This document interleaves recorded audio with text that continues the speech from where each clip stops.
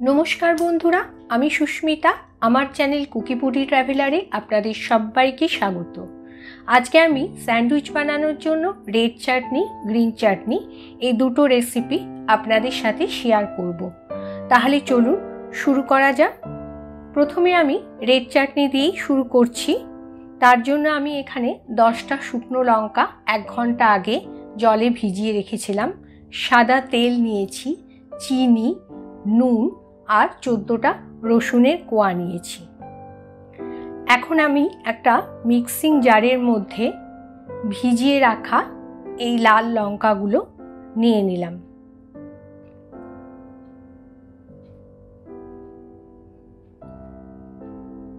One teaspoon সাদা তেল দিয়ে দিলাম। সাদা তেল দিলে চাটনির টেক্সচারটা খুব সুন্দর আসে। পরিমাণ মতন চিনি দিয়ে দিলাম, 14টা রসুনের কোয়াও দিয়ে দিলাম, স্বাদ মতন নুন দিয়ে দিলাম। এবার আমি সমস্ত উপকরণগুলো একটু ঠান্ডা জল দিয়ে পেস্ট করে নেব।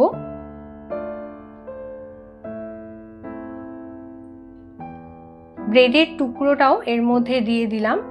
এবার সমস্ত উপকরণগুলো আমি মিক্সিতে ভালো করে একটা পেস্ট বানিয়ে নেব।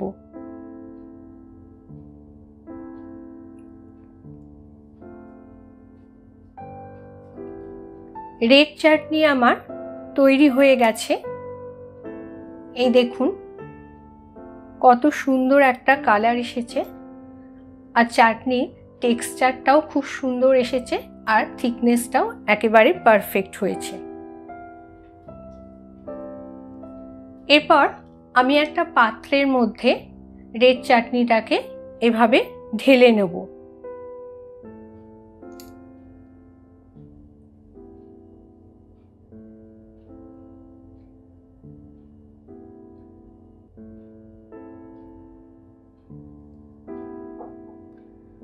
তৈরি হয়ে গেছে স্যান্ডউইচের রেড চাটনি। এরপর স্যান্ডউইচের গ্রিন চাটনি এই রেসিপিটা আপনাদের সাথে শেয়ার করব। তাহলে চলুন শুরু করা যাক স্যান্ডউইচের গ্রিন চাটনি। স্যান্ডউইচের গ্রিন চাটনি বানানোর জন্য আমি এখানে 100 গ্রাম ধনেপাতা নিয়েছি, 50 গ্রাম পালং শাক নিয়েছি, 4টে কাঁচা লঙ্কা, আদা 1 ইঞ্চি টুকরো করে কাটা, রসুনের কোয়া 10টা, রোস্টেড চানা ডাল নিয়েছি, নুন, চাট মশলা, পাতিলেবুর রস, সাদা তেল, বিট লবণ নিয়েছি, আর 2 পিস ব্রেড নিয়েছি। এখন আমি একটা মিক্সিং জারের মধ্যে প্রথমে ধনেপাতা দিয়ে দিলাম, পালং শাকটাও এর মধ্যে দিয়ে দিলাম, 4টে কাঁচা লঙ্কা দিয়ে দিলাম, 1 ইঞ্চি আদার টুকরো দিয়ে দিলাম,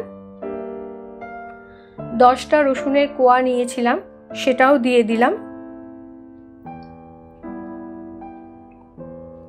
1 টিস্পুন রোস্টেড চানা ডাল এর মধ্যে দিয়ে দিলাম, 1 টিস্পুন চাট মশলা এর মধ্যে দিয়ে দিলাম, হাফ টিস্পুন বিট লবণ দিলাম,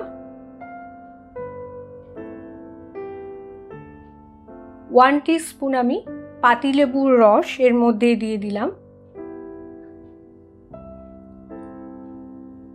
1 টিস্পুন সাদা তেল এর মধ্যে দিলাম। এতে চাটনির টেক্সচারটা খুব সুন্দর হয়।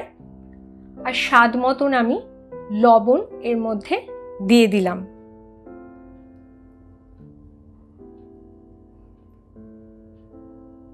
দু পিস ব্রেড টুকরো করে এর মধ্যে দিলাম।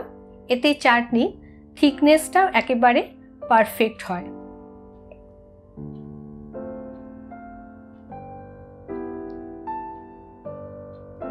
এবার সমস্ত উপকরণ ভালো করে মিক্সিতে একটা পেস্ট তৈরি করে নেব।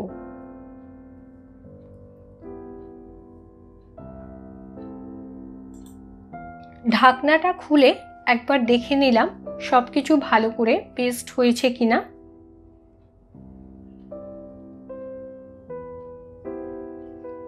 পেস্ট আমার হয়ে গেছে। এই দেখুন কত সুন্দর একটা কালার এসেছে, আর চাটনির থিকনেসটাও একেবারেই পারফেক্ট হয়েছে। এই দেখুন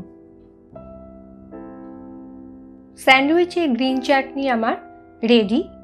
এবার আমি একটা পাত্রের মধ্যে গ্রিন চাটনিটা আস্তে আস্তে ঢেলে নেব।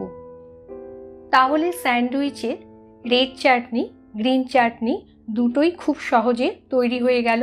আপনারাও এই রেসিপিটা ট্রাই করবেন। ভালো লাগলে আমাকে কমেন্ট করবেন, আর আমার চ্যানেলটিকে অবশ্যই লাইক, শেয়ার, সাবস্ক্রাইব করে আমার পাশে থাকবেন। ধন্যবাদ।